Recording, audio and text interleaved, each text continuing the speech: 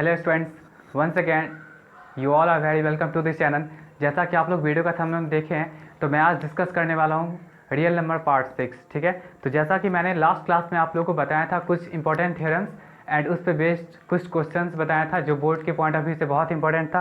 तो आज मैं फिर कुछ इंपॉर्टेंट क्वेश्चंस आप लोग को बताऊँगा। तो आप लोग प्लीज़ नोटबुक एंड पेन लेके बैठिएगा और जैसे जैसे मैं पढ़ा रहा हूँ सिंसियरली आप लोग नोट करिएगा। ठीक है, चलिए आज भी देखिए कुछ इंपॉर्टेंट क्वेश्चंस जो बोर्ड के पॉइंट ऑफ व्यू से बहुत इंपॉर्टेंट हैं। चलिए देखिए, तो सबसे पहले हम लोग कुछ कॉन्सेप्ट जानते हैं कि concept of number of zeros in any number, मतलब किसी भी नंबर में नंबर ऑफ जीरोज का कॉन्सेप्ट क्या है ना। जैसे मान के चलिए, अगर आपके पास ऐसे नॉर्मली लिखा हुआ है 1000 लिखा हुआ है, तो 1000 को आप देख करके वैसे बता सकते हो कि कितने नंबर ऑफ जीरोज हैं। 3 नंबर ऑफ जीरोज हैं। जैसे आप बोलते हो 10, तो नंबर ऑफ जीरोज कितने हैं 1। जैसे आप बोलते हो 100, तो आप क्या बोलते हो नंबर ऑफ जीरोज कितने हैं 2 है। ठीक है, अब देखिए यहाँ पे इसका कॉन्सेप्ट क्या है। देखिए यही चीज़ है यहाँ पे कि concept of number of zeros in any number, किसी भी नंबर में आप नंबर ऑफ जीरोज को कैसे कैलकुलेट करते हैं। तो यहाँ पे क्या लिखा हुआ है, you just see the number of pairs of 2 × 5। आपको क्या देखना है कि उस पार्टिकुलर नंबर में 2 × 5 का कितना पेयर्स है ना। That is in any number 2 × 5, आपको बस यही देखना है। अगर सपोज 1 पेयर होगा तो नंबर ऑफ जीरो कितने होंगे 1।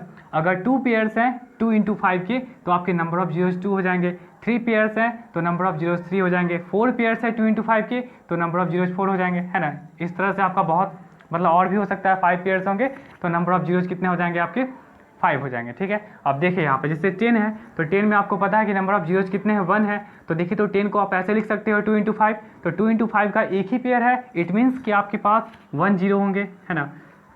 उसके बाद देखिए 100 और 100 को आप ऐसे लिख सकते हो 2 × 5 × 2 × 5। देखिए 2 5 जा 10 और फिर 2 5 जा 10 और 10 × 10 क्या हो जाएगा आपका 100 हो जाएगा। तो देखिए, तो 100 को आप ऐसे लिख सकते हो, तो 2 × 5 का एक ये पेयर हुआ, एक ये पेयर हुआ। इट मीन्स क्या कि आपके पास 2 पेयर है 2 × 5 के, इसका मतलब 2 जीरोज होंगे। यहाँ देखिए 1000 को आप ऐसे लिख सकते हो, है ना। तो यहाँ पे देख लीजिए आप, एक पेयर ये हुआ, दूसरा पेयर ये हुआ, तीसरा पेयर ये हुआ, तो नंबर ऑफ जीरोज कितने हैं 3। फिर 120 को देखिए तो आप ऐसे लिख सकते हैं 2 × 5 × 2 × 3, विच मीन्स 2 5 जा 10, 2 जा 20, 2 5 जा 10, 2 जा 20, 23 जा क्या हो जाएगा आपका, इसको 1 मिनट ऐसे लिख सकते हैं।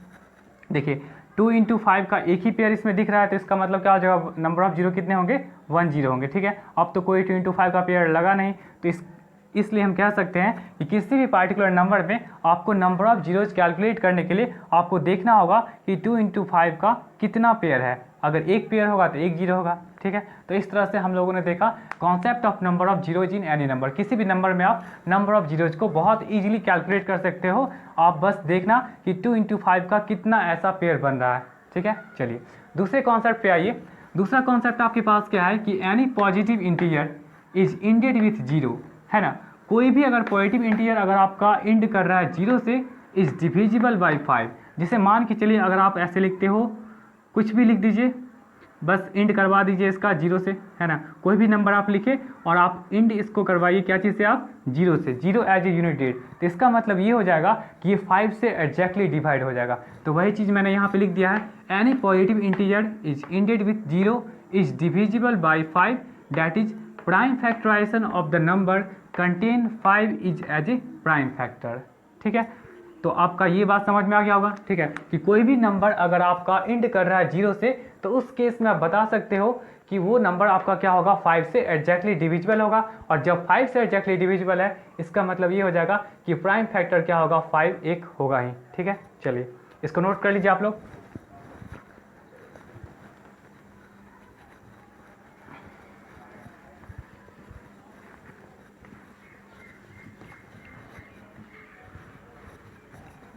अब देखिए कुछ इंपॉर्टेंट क्वेश्चंस।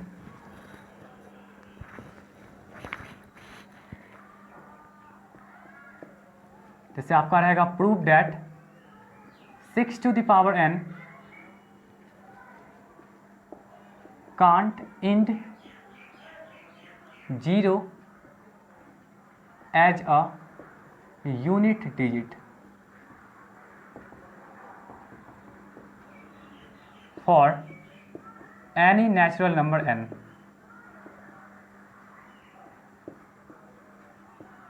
देखिए ये क्या चीज़ बोल रहा है, 6 का पावर n जो होगा कभी भी यूनिट डिजिट 0 के साथ एंड नहीं करेगा किसी भी नेचुरल नंबर के लिए। जैसे सपोज आप 6 का पावर 1 दीजिएगा तो 6 होगा, 6 टू द पावर 2 तो ये 36 हो जाएगा, 6 टू द पावर 3 ये कितना हो जाएगा 216, 6 टू द पावर 4 ये कितना हो जाएगा आपका 1296। देख लीजिएगा 36 कितना होता है,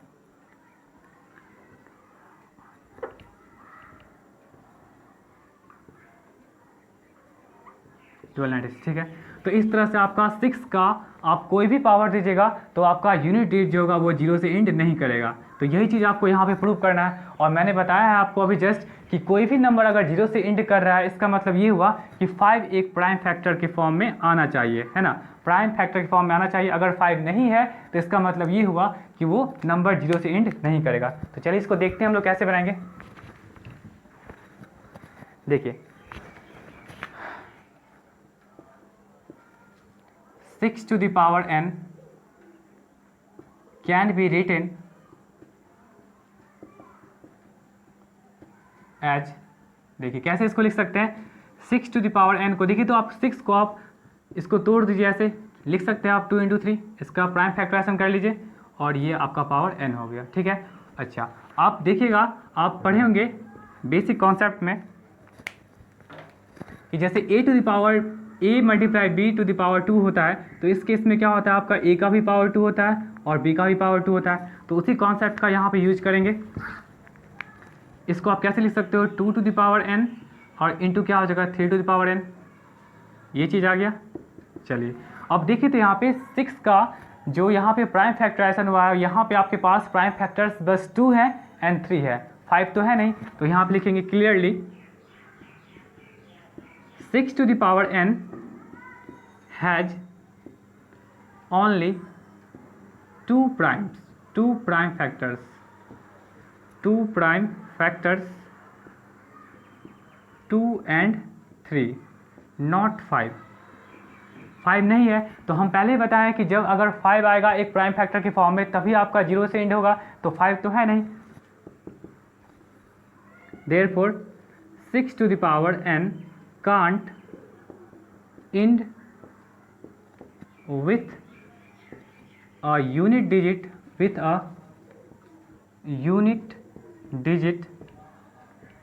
0 for any natural number,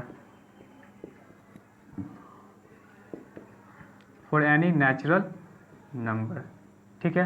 आप लोगों को समझ में आ गया होगा। इस तरह से बहुत सारे नंबर्स को दे देंगे, जैसे आपको दे दिया जाएगा 8 टू द पावर n, जैसे 12 टू द पावर n, है ना। सारे क्वेश्चंस में आपका बस ये चेंज कर देगा और सब में यही बोलेगा आपको प्रूव करने के लिए कि मतलब जो भी नंबर देगा can't end 0 as a unit digit for any natural number, ठीक है। तो हम कुछ होमवर्क दे देते हैं, आप लोग क्या करेगा बना लीजिएगा। ये आपका होमवर्क रहा।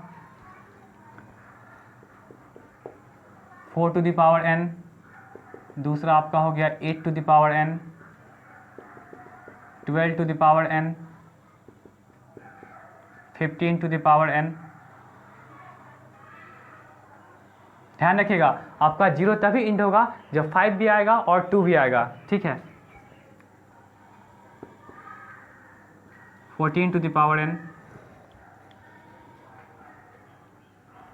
Can't end 0 a a unit digit. आप लोग इसको बना लीजिएगा, है ना। सबको वैसे ही एक्सप्रेस करेगा। जैसे 4 को आप क्या लिख सकते हो 2 × 2, तो ये आपका क्या हो जाएगा 2 का पावर 2n। इसमें देखिए 5 नहीं आया। फिर देखिए इसको क्या लिखिएगा आप 2 × 2 × 2, इसका मतलब क्या हो जाएगा 2 का पावर 3 और फिर इसका पावर n है, तो इसका मतलब क्या हो जाएगा यहाँ पे 2 का पावर 3n, तो वहाँ भी 5 नहीं आया। फिर यहाँ पे देखिए 12 है, तो 12 को आप कैसे लिख सकते हो 2 × 2 × 3, इसका मतलब क्या हो जाएगा 2 का पावर 2 × 3 का पावर 1। और फिर जब उसको आप लिखिएगा मतलब इन चीज़ों को आप कैसे लिख सकते हो 2 का पावर 2 × 3 का पावर 1 और इसको आप ऐसे लिखिएगा। फिर ये चीज़ क्या आ जाएगा आपका 2 का पावर 2n और फिर ये क्या आ जाएगा आपका 3 का पावर n आ जाएगा, ठीक है। तो इस केस में देखिए तो यहाँ भी आपके पास 2 and 3 प्राइम फैक्टर्स है, आपके पास तो 5 है नहीं। इसका मतलब ये हो जाएगा कि ये भी क्या होगा इंड नहीं करेगा 0 के साथ। तो इसको आप लोग अच्छे से बना लीजिएगा। आई होप आपको समझ में आ गया होगा, इसको नोट कर लीजिए।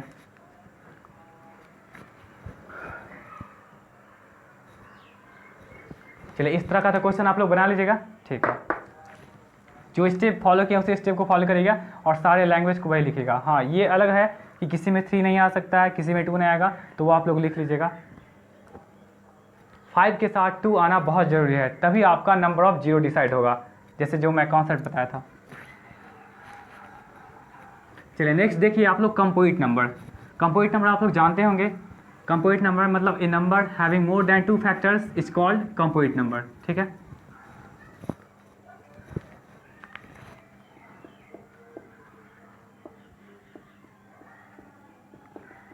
कंपोजिट नंबर देखिए ये क्या होता है, a number having more than 2 factors, मतलब वो सारा नंबर जिसका कि मोर देन 2 फैक्टर्स होगा वो सब क्या कहलाएगा, आपका कंपोजिट नंबर कहलाएगा।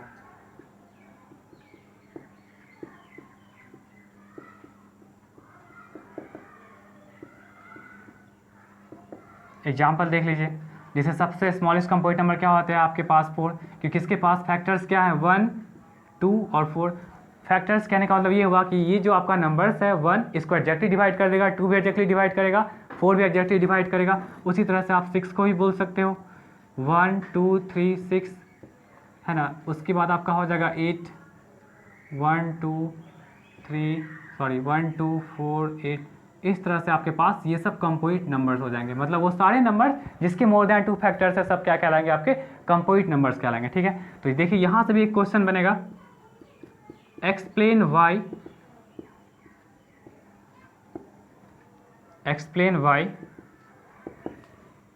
2 × 5 × 7 + 5 इज अ कंपोजिट नंबर।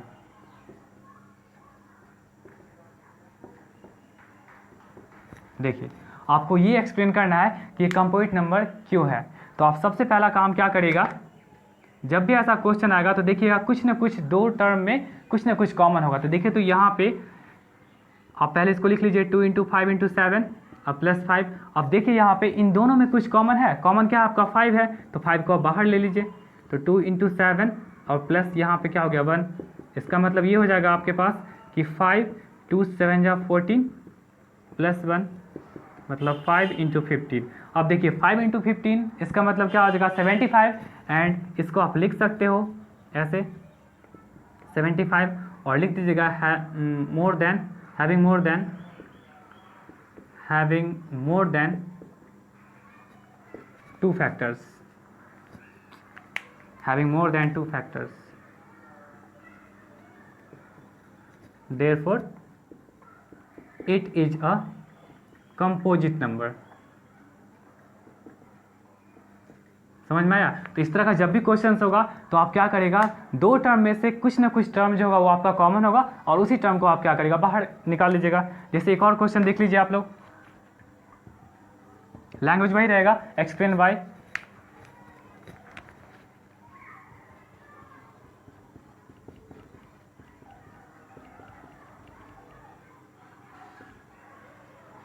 देखिए ये क्वेश्चन है। तो इसमें भी देखिए आपका, या कोई दूसरा लेटर ले लीजिए, दूसरा नंबर ले लीजिए। चलिए जैसे इसमें भी देखिए आपका कौन सा नंबर कॉमन है, तो देख लीजिए आपका 3 कॉमन है, 3 को बाहर निकाल लीजिए। पहले लिख लीजिए इसको 7 6 5 4 3 2 1 +3, ठीक है। तो उसके बाद क्या करिए, जो नंबर कॉमन आपका मिल रहा है उसको बाहर निकाल लीजिए। कितना हो जाएगा 7 6 5 4 2 1 प्लस क्या हो जाएगा 1। अब देखिए इसको जो मल्टीप्लाई करेगा कितना हो जाएगा, देख लीजिए 4 2 जा 8, ये कितना हो जाएगा 7 6 जा 42, ये 4 2 जा 8 5 जा कितना हो जाएगा 40, और इसको आप क्या मल्टीप्लाई कर सकते हो 2 4 जा 8 4 4 जा 16, मतलब ये आपका हो जाएगा 1681 है ना, ये 1681 हो गया। अब इस नंबर के पास क्या है कि मोर देन 2 फैक्टर्स हैं, मोर than 2 factors, therefore it is a composite number. ठीक है, तो इसको नोट कर लीजिए और इस पे बेस्ड हम कुछ क्वेश्चंस देते हैं, आप लोग बना लीजिएगा यहाँ पे साइड में।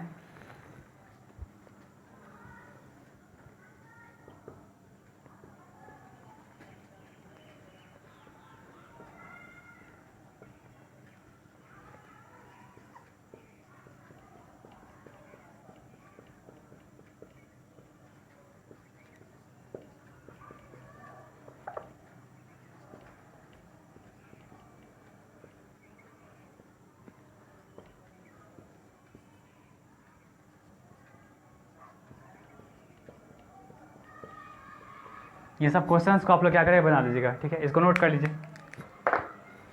जो भी आपका नंबर कॉमन होगा उसको बाहर निकाल लीजिएगा और फिर सॉल्व कर लीजिएगा, बन जाएगा।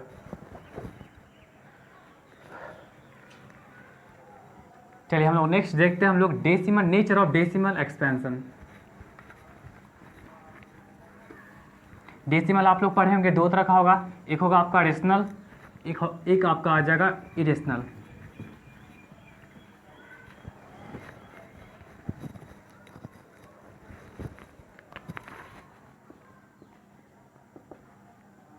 डेसिमल नेचर, ओ सॉरी,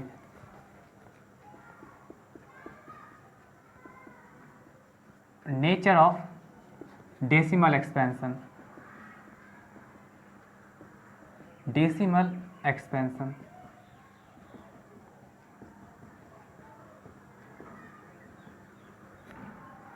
देखिए क्या है,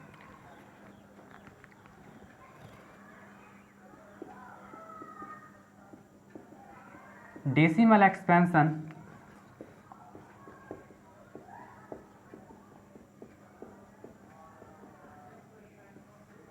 डेसिमल एक्सपेंशन एक्चुअली आपका क्या होगा, दो तरह का होगा।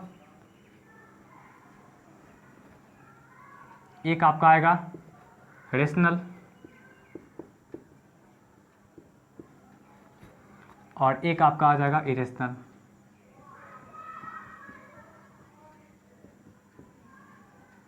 रेशनल में भी देखिए दो तरह का आएगा, इसमें बोल सकते हैं आप टर्मिनेटिंग, टर्मिनेट मतलब होता है खत्म हो जाना, टर्मिनेटिंग डेसिमल, और ये आपका हो जाएगा non terminating decimal, non terminating repeating decimal, non terminating, non terminating repeating decimal, repeating decimal. इसको हम लोग रिकरिंग भी बोलते हैं। ठीक है, चलिए टर्मिनेटिंग डेसिमल में देखिए आपका क्या हो जाएगा, इसका एग्जांपल देख लीजिए। जैसे आप बोलते हैं 2.0237, ये टर्मिनेट कर गया डेसिमल के बाद। फिर आप बोलते हैं 4.52, फिर बोलते हैं 3.27, फिर बोलते हैं 4.12346 इस तरह करके आप बोलते हैं इसको टर्मिनेटिंग डेसिमल। ठीक है, but non terminating repeating decimal में देखिए ये आपका कुछ इस तरह से आएगा, जैसे आपके पास है 4.2333 ऐसे करते। ठीक है, इस तरह करके आएगा। तो इसको आप ऐसे भी लिख सकते हो, कैसे इसको लिखेगा देखिए, तो इसको लिख सकते हैं 4.2 और जो नंबर बार बार रिपीट हो रहा है उस पर क्या करिए, एक बार दे दीजिए। ठीक है, उसी तरह देखिए आपका 5.022,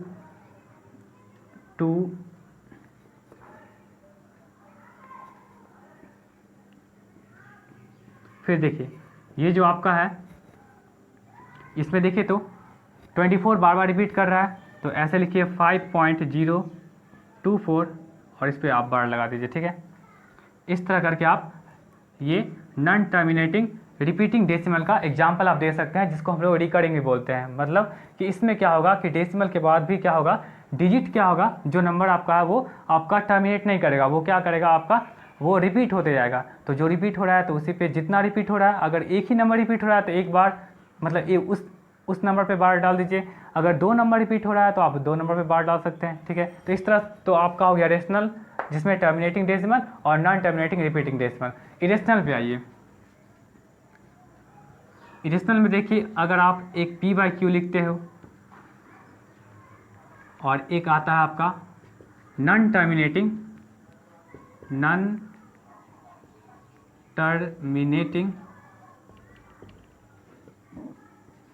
रिपीटिंग डेसिमल। अब देखिए पी बाई क्यू, आप लोग कन्फ्यूज मत होइएगा पी बाई क्यू के फॉर्म में, क्योंकि पी बाई क्यू आपका क्या होता है, रेशनल होता है। लेकिन देखिए आप लोग जो पढ़े होंगे तो रेशनल में क्या था पी बाई क्यू में, कि p and q both are integers, ठीक है।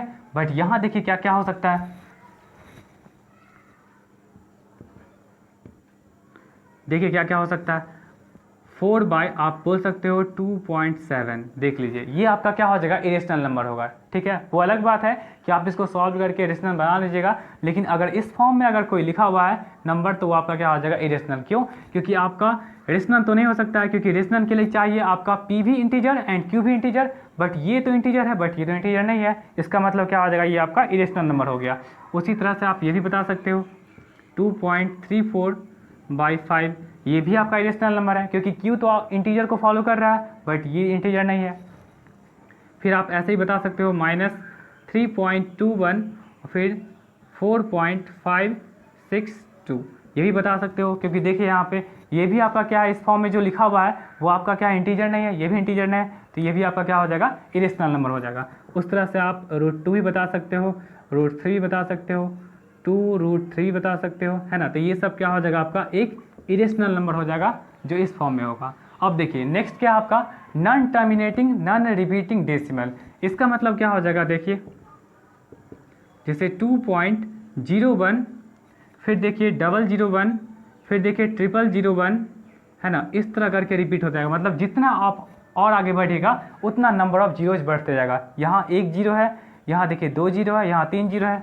उसी तरह कभी कभी देखिए 42.567 फिर आप लिखिए 56,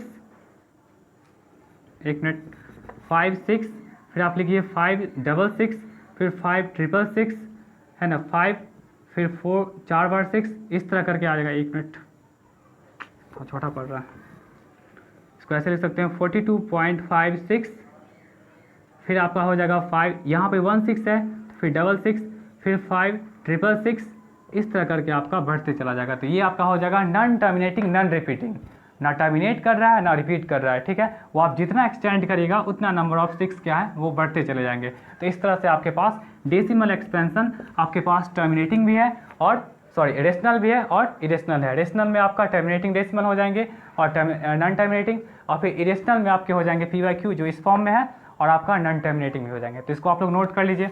एक्चुअली आप लोग को पढ़ना बस क्या है, रेशनल के बारे में, ठीक है। तो हम बस इसके बारे में डिस्कशन करेंगे, इसको पहले नोट कर लीजिए।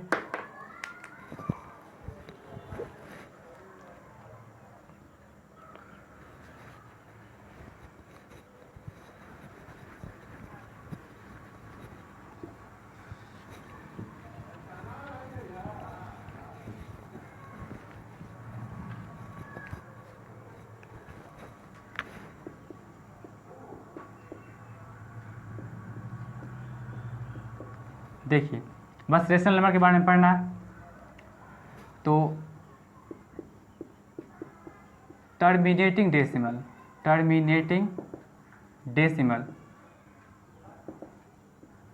इसके लिए कंडीशन क्या होता है कि डिनोमिनेटर जो होना चाहिए, है ना, डी आर मतलब डिनोमिनेटर जो होना चाहिए वो आपका any how 2 to the power m into 3 to the power n होना चाहिए, ठीक है। जहाँ पे आपका m n जो होगा, m and n any non negative integer, ठीक है। चलिए यहाँ पे डिनोमिनेटर जो होगा, अगर आपका 2 to the power m या 3 to the power अगर n है ना, 5 to the power n, तो आपका क्या हो जाएगा, वो डेसिमल एक्सपेंशन क्या हो जाएगा, टर्मिनेटिंग डेसिमल हो जाएगा। अब दूसरा केस ऐसा बनता है कि अगर डिनोमिनेटर अगर इस फॉर्म को मेंटेन नहीं किया तो आपका क्या हो जाएगा, non terminating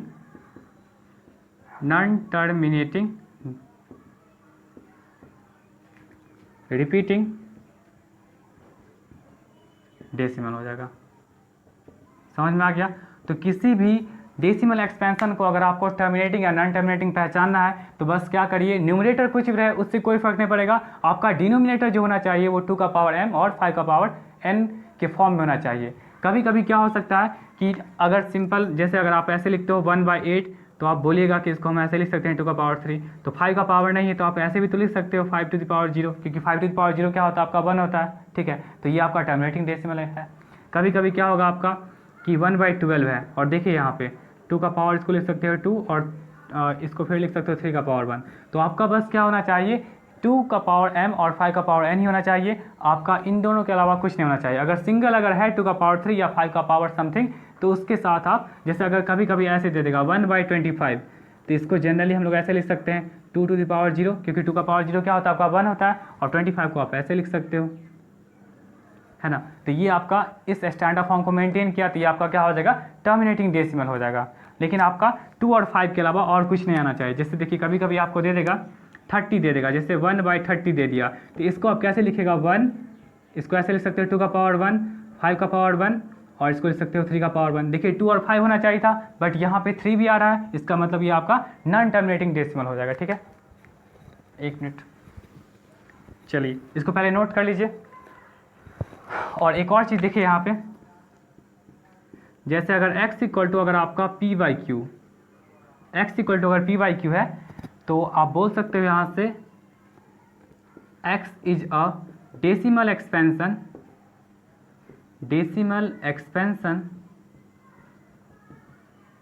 which terminates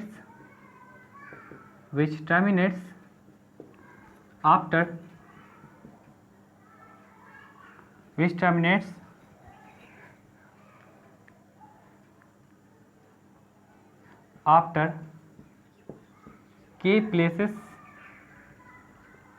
of decimals। देखिए और वेयर लिख देते हैं यहाँ पे, k जो होगा k is bigger of m and n।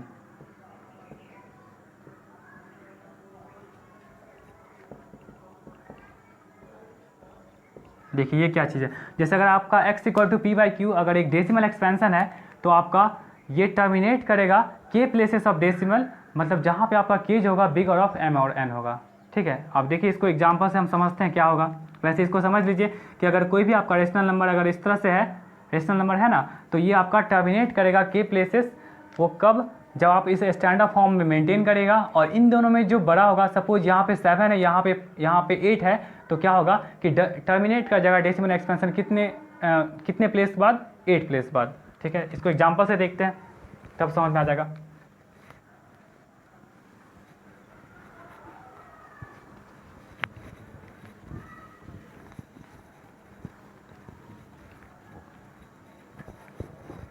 चलिए कुछ एग्जांपल्स देखते हैं।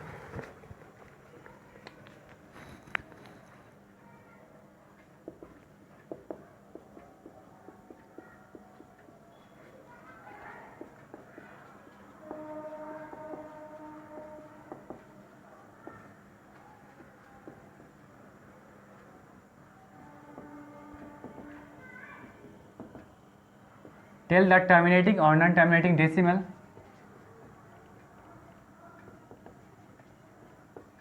and also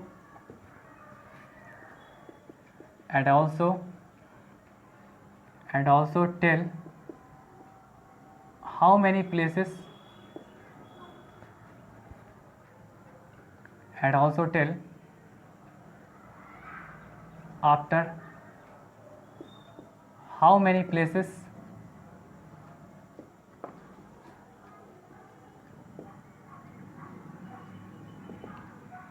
decimal expansion terminates।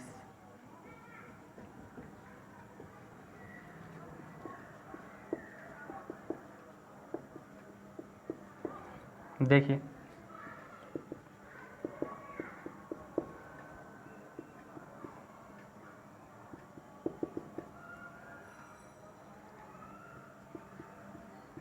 कुछ क्वेश्चंस है, इससे आपको क्लियर हो जाएगा।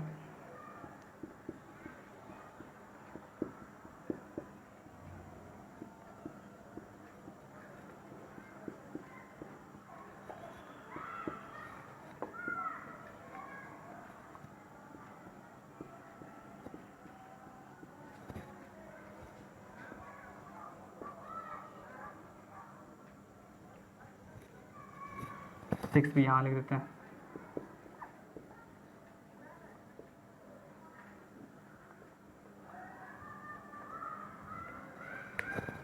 देखिए यहाँ पे, चलिए आपको बताना है कि इसमें से कौन सा रेशनल नंबर जो आपका टर्मिनेटिंग है, कौन सा नॉन टर्मिनेटिंग है। तो सबसे पहली बात कि टर्मिनेटिंग को पहचानने के लिए हम बताएं हैं कि ऊपर डिनोमिनेटर कुछ भी है, बस डिनोमिनेटर क्या चीज़ का फॉर्म मेंटेन करना चाहिए, 2 का पावर m इंटू 5 का पावर n, यही मेंटेन करना चाहिए। तो देखिए इसको कैसे लिख सकते हैं, 17 बाई, इसको लिख सकते हैं आप लोग 2 का पावर 3, क्योंकि 2 का पावर 3 क्या होता है, 8 होता है। और इसको आप लिख सकते हो 5 का पावर 0, क्योंकि 2 का पावर 3 का मतलब 8 हुआ, 5 का पावर 0 का मतलब क्या हो जाएगा, 1 हो जाएगा। तो इन दोनों को मल्टीप्लाई करके यही चीज़ आएगा। इसका मतलब इस फॉर्म को मेंटेन किया, इसका मतलब ये क्या हो जाएगा, टर्मिनेटिंग डेसिमल हो जाएगा। ये चीज़ तो क्लियर हो गया, टर्मिनेटिंग डेसिमल हो गया, ठीक है। उसके बाद आपका ये बोल रहा है कि कितने प्लेस के बाद क्या होगा, डेसिमल एक्सपेंशन आपका टर्मिनेट कर जाएगा। तो देखिए यहाँ पे 2 का जो पावर है 3 है और 5 का पावर है 0 है, तो इन दोनों में से किसका पावर ज़्यादा है, 3 है ज़्यादा। इसका मतलब आप लिख सकते हो आफ्टर 3 प्लेसेस, आफ्टर 3 प्लेसेस है ना, आफ्टर 3 प्लेसेस क्या होंगे, डेसिमल एक्सपेंशन आपके टर्मिनेट कर जाएंगे। आप देख सकते हैं डिवाइड करके, देखिए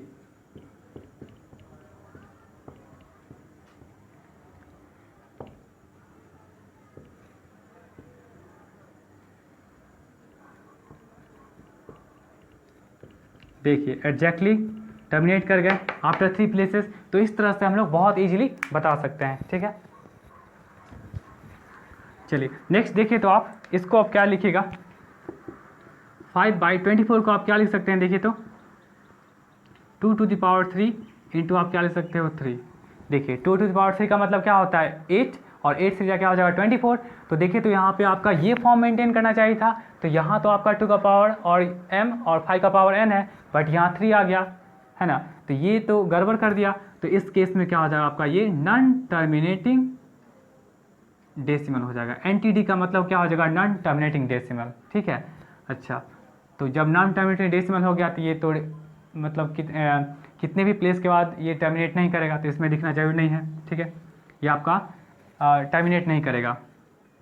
इसको देखिए तो आप 7/25 को आप क्या लिख सकते हो, 5 to the power 2, और 2 का पावर नहीं कुछ है तो आप ऐसे इसको दे सकते हो। तो देखिए तो इस फॉर्म को मेंटेन किया, तो मेंटेन किया तो ये आपका क्या हो जाएगा, टर्मिनेटिंग डेसिमल हो जाएगा, है ना, टर्मिनेटिंग डेसिमल हो जाएगा। और जब टर्मिनेटिंग डेसिमल है तो इसका टर्मिनेट करने का भी बात आएगा। तो कितने टर्म के बाद, कितने प्लेसेस के बाद टर्मिनेट करेंगे, तो आप देखिए 2 का पावर 0 है और 5 का पावर 2 है, तो किसका पावर ज़्यादा है, यहाँ 0 और 2 में कौन ज़्यादा है, 2 ज़्यादा है। तो इसका मतलब आप लिख सकते हो आफ्टर 2 प्लेसेस, मतलब 2 प्लेसेस के बाद ये डेसिमल एक्सपेंशन टर्मिनेट कर जाएंगे। यहाँ देखिए 29/343, 343 को आप कैसे लिख सकते हो, 7 to the power 3, तो यहाँ तो 7 आ गया, जबकि आना चाहिए था 2 and 5, तो ये तो दिक्कत कर देगा, ठीक है। तो ये आपका क्या हो जाएगा, नॉन टर्मिनेटिंग डेसिमल हो जाएगा। और जब नॉन टर्मिनेटिंग डेसिमल है तो इसका मतलब ये कभी टर्मिनेट नहीं करेगा, ठीक है। फिर देखिए यहाँ पे 13 और ये 31/25 है, तो आई थिंक आप लोग जानते होंगे कि 5 to the power 5 क्या होता है, 13/25 होता है, और इसको आप ऐसे लिख सकते हो, है ना। तो इन चीज़ों को आप ऐसे एक्सप्रेस कर लिए, इसका मतलब इस फॉर्म को मेंटेन किया, 2 to the power 0 और इंटू 5 to the power 5, तो इसका मतलब ये क्या हो जाएगा, आपका टर्मिनेटिंग डेसिमल हो गया। अब जब टर्मिनेटिंग डेसिमल है, इसका मतलब ये हो जाएगा कि ये कुछ ना कुछ प्लेसेस के बाद टर्मिनेट करेंगे, है ना। तो देखिए 2 का पावर 0 है और 5 का पावर 5, तो किसका पावर ज़्यादा है, 5, ये पावर ज़्यादा है, 5 ज़्यादा है, तो क्या हो जाएंगे यहाँ पे आफ्टर 5 प्लेसेस। फिर लास्ट देखिए, ये तो आपका ऑलरेडी इस फॉर्म में है ही, तो ये आपका क्या हो जाएंगे, टर्मिनेटिंग डेसिमल। और जब टर्मिनेटिंग डेसिमल है तो आप क्या करिए, देखिए यहाँ पे यहाँ 2 है पावर में और यहाँ 7 है पावर में, तो 2 and 7 में जो बड़ा होगा, तो बड़ा कौन सा है, 7 है, तो आप यहाँ पे लिख सकते हो आफ्टर 7 प्लेसेस, मतलब 7 प्लेसेस के बाद डेसिमल एक्सपेंशन क्या हो जाएंगे, आपके टर्मिनेट कर जाएंगे। ठीक है, तो इस तरह से ये आप लोगों को समझ में आ गया होगा। ठीक है, आई होप आपको ये वीडियो अच्छा लगा होगा। तो मैं नेक्स्ट वीडियो में और कुछ इंपॉर्टेंट क्वेश्चंस के साथ आऊँगा, और वो मे बी लास्ट वीडियो होगा इस चैप्टर का। उसके बाद मैं पॉलिनोमियल स्टार्ट करूँगा। ठीक है, तब तक आप लोग अच्छे से पढ़िए एंड ऑल द बेस्ट।